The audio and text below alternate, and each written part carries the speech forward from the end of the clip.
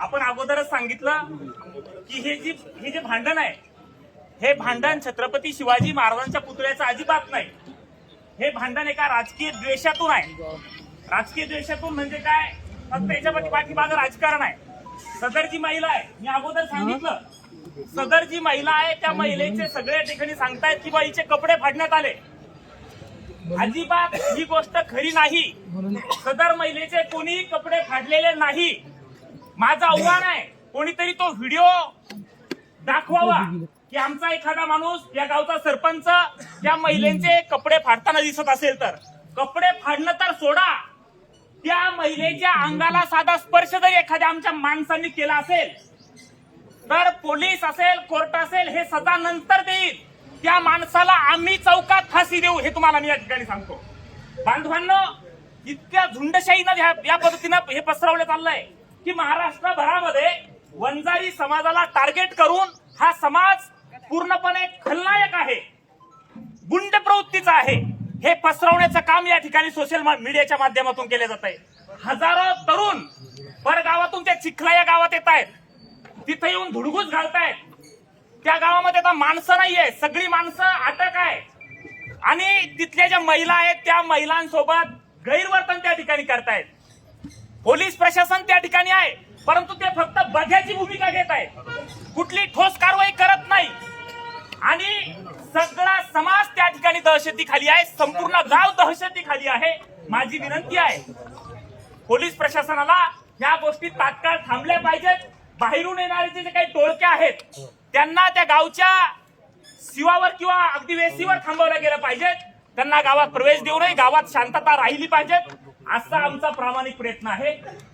सगळ्या लोकांना उद्या विनंती आहे की उद्या दिदीला संतोष भाऊ रणमाळे यांच्या शेतामध्ये सत्य बाजू काय आहे, महाराष्ट्राला ही जी काकड चिखल्याची जी घटना घडली आहे त्याचं सत्य काय आहे हे सांगण्यासाठी उद्या 10 ते 15,000 लोकांचा समुदाय या ठिकाणी जमणार आहे. मी तमाम समाजाला आवाहन करतो, त्यामध्ये मराठा आहे, वंजारी, माळी, धनगर, साळी, कोळी, तेली, तांबोळी, सगळ्यांना 18 पगड जातीतल्या लोकांना एकत्र या ठिकाणी निमंत्रण देतो, तुम्ही या. सत्याच्या बाजूने आणि जे सत्याच्या बाजूने आहेत त्यांना विशेष आमंत्रण आहे की तुम्ही या आणि या ठिकाणी सत्य काय आहे हे एकदा बघा की खरोखर सदर महिलेला जी मारहाण झाली आहे ती आमच्या पुरुषांनी केली आहे का, सरपंचांनी केली आहे का, गावकऱ्यांनी केली आहे का. सदर महिलेचे जे कपडे फाडलेले आहेत ते कोणी फाडलेले आहेत हे एकदा त्या ठिकाणी निपक्षपातीपणानं पोलीस प्रशासनानं सुद्धा चौकशी करावी, एसआयटी लावावी. अगदी ज्या ज्या प्रक्रिया आहे, तपास यंत्रणा आहे, त्या सगळ्या तपास यंत्रणेचा वापर करून सत्य महाराष्ट्राच्या समोर आणावं. खरं घडलंय काय, नुसती स्टंटबाजी नको आहे. आणि म्हणून सगळ्यांना विनंती आहे की उद्या सगळ्यांनी, अगदी सगळ्या गावातल्या लोकांनी तुमच्या आमच्या अस्तित्वाची लढाई बांधवानो. तुम्हा आम्हाला जो कलंक लावण्याचं काम केलं जात आहे महाराष्ट्रभरामध्ये की वंजारी समाजाच्या गावातील लोकांनी छत्रपतींच्या पुतळ्याला विरोध केलाय. मी मगाशीच सांगितलं, छत्रपती आमचं आराध्य दैवत आहे, आमची अस्मिता आहे. छत्रपती शिवाजी महाराज असा राजा आहे, सगळ्या जाती धर्माची माणसं त्या ठिकाणी येऊन नतमस्तक होतात, तिथून प्रेरणा घेतात. महाराष्ट्रापासून कर्नाटकच्या जिंदीपर्यंत संपूर्ण प्रदेशाचा सातबारा छत्रपतींच्या नावावर आहे. आणि त्या छत्रपतींना आम्ही विरोध कसं करणार आहे, शक्यच नाही. आम्ही कुणीही छत्रपतींना विरोध करत नाही, त्यांच्या पुतळ्याला सुद्धा विरोध करत नाही. फक्त विनंती एवढीच आहे, सदर प्रकरणाचं सत्य समोर आलं पाहिजे. सदर प्रकरण जे घडतंय या प्रकरणामध्ये सखोल चौकशी झाली पाहिजे. त्यांचे दोषी आहे त्यांच्यावर कडक कारवाई झाली पाहिजे.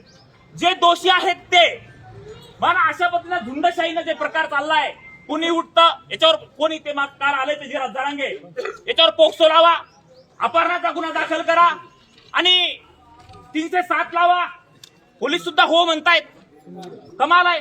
बरं, वेगवेगळे लोकप्रतिनिधी त्या ठिकाणी येत आहेत, ते सुद्धा सत्य बघत नाही, त्या ठिकाणी येत आहेत आणि त्या ठिकाणी सरपंचावर अमुक कारवाई करा, गावावर तमुक कारवाई करा. अरे सत्य त्या ठिकाणी काय आहे हे एकदा महाराष्ट्राला कळू द्या, आमचं आव्हान आहे.